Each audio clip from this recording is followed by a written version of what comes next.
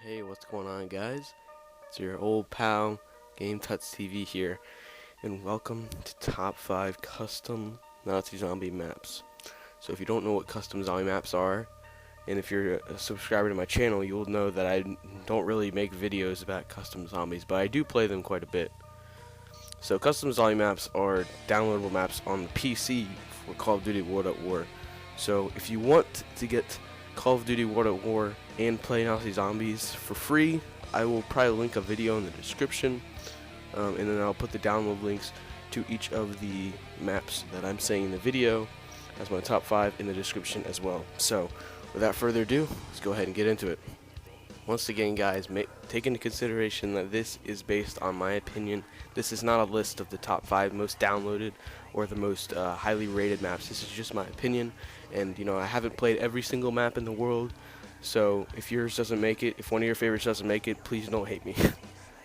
Alright, so coming in at number 5, we have Nazi Zombie Family Guy. So I'm a huge Family Guy fan. It's one of my favorite shows. It's hilarious. I've pretty much seen almost every episode, and obviously I would love a map based on Family Guy. So first off, it's based on their house on Spooner Street. Now, I do have a few complaints about this map. It is not as good for a Family Guy as I would have hoped. However, it is lots of fun. I wish there was a little bit more references in it, and that it was a little bit more challenging, because if you use the bank in the map, it can actually be done very easily because you can actually walk laps in the front. But there are a few challenging things about it. There are teleporters in front of the house that if you step on them, you'll be teleported in a random location. So if you're running laps and you accidentally step on a teleporter, you might be fucked. So, and the zombies actually do run at once, and it has a kind of an odd look to it. It doesn't look like your generic Call of Duty World at War map. It has, I think, Black Ops 2 guns, so it's a pretty good map. My only beef with it, and it would probably be higher on the list if it was, once again, a little bit more challenging, because it does have a viable ending, but it's extremely easy to get to if you use the bank. You literally, I think it's like 5% interest, so if you put 20,000 coins, or 20,000 points in there, it'll raise, I think, 2,000 coins in every 30 seconds. I don't know why I'm saying coins. 2,000 points like every 30 seconds or something like that. Basically, the Bible ending is 80,000, and you can just keep walking laps. You don't have 80,000 in like 3 rounds. So that's one of my only problems, and there's not that many Family Guy references outside of the fact that they did get the house from the Family Guy show pretty well done, so I'll give them that. Alright, so coming in at the number 4 spot, we have Bunbury. So Bunbury is one of the first maps I think I ever played on Custom Zombies, so I am a bit biased. It's not a great map. By any stretch of the imagination. It's not like insanely crazy with the difficulty, and it's not insanely creative with all the custom perks, but it is definitely a great map. So it's pretty basic as far as where everything is, except you have to find these little custom teleportation things, or custom door openers. They're hidden all around the map, and they open up doors to perks and stuff, and eventually there is actually a Bible ending.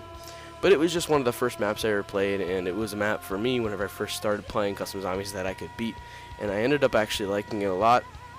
Unfortunately, I only played it like 3 or 4 times, because really once you beat a map, you can't really go back to it. But it has Black Ops guns, I believe.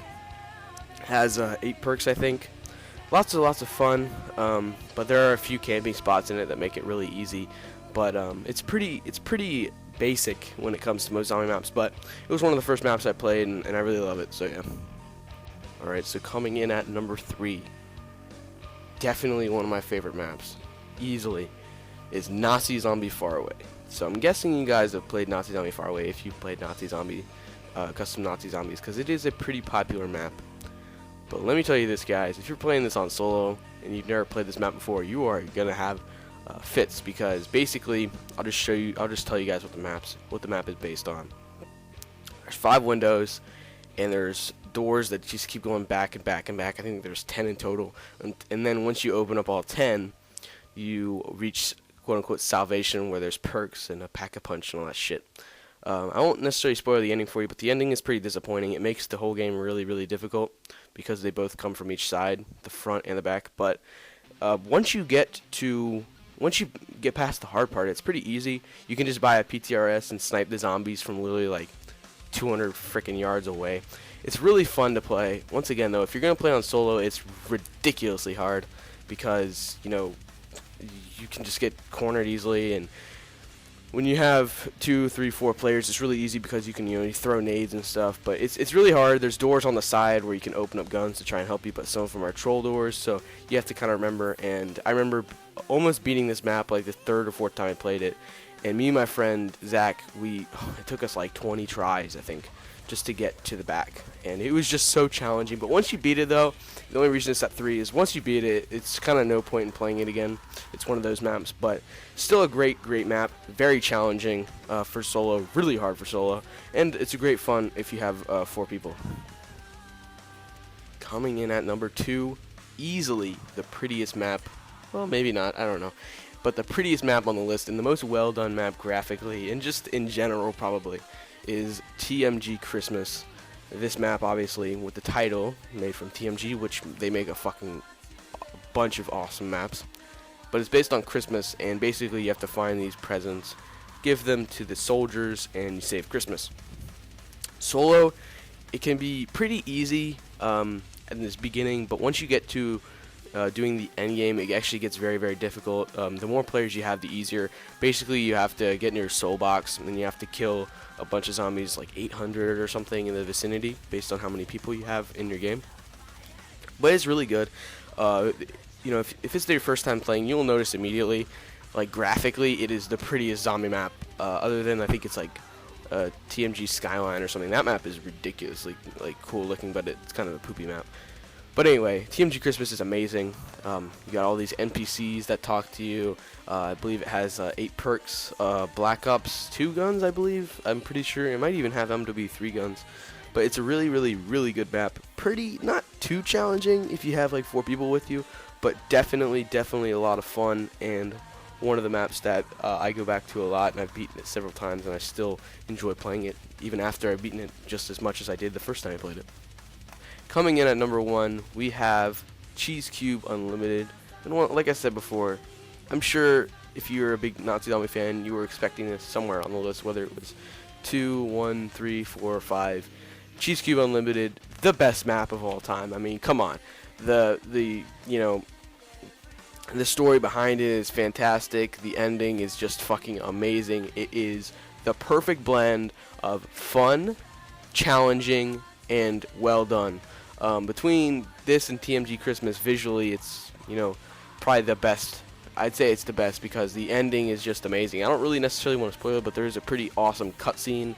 Don't remember the last time I saw a cutscene in Custom Zombies. It's really crazy, man, and the whole like story, kind of, if that's the word, of how to beat the map is very challenging. Like no other. You know, the cheese that tries to engulf you, and you have to go up these spiral stairs. And you face, you know, all kinds of obstacles. And I've played this map more times than I've played any map. Probably of all the maps combined, I've played this map probably hundreds of times. I've beaten it about 2 or 3 times. But basically, not to spoil it, but you basically make your way up the spiral staircase. There's all kinds of challenges. There's napalm zombies from Shangri-La and Black Ops that come, or they're fire zombies. And they come like every round once you get to like round 8 or something. And there's all these obstacles you have to camp, and you open up or you clear the debris, and then there's these obstacles you have to jump on the stairs, and if you fall, you're pretty much fucked. It's all kind of fun. It's all kinds of fun, you know. And everything's modeled off the cheese. The guns have cheese camos on them, and it looks really cool. They have all the perks from Black Ops and Black Ops 2. It's just a really good map, guys. If you've never played it, I seriously do recommend it. It's very hard, like I said, but it's also very fun. So, yeah, guys, I hope you guys enjoyed watching this list, and I will see you guys next time. Once again, if I missed one of your favorite maps, please comment them below. And if you guys think I did a pretty shitty job at commentating this, because this was all done in about a 20-minute time frame, and I didn't cut a single time, I love your feedback. And for that, I'll see you guys next time. Peace out.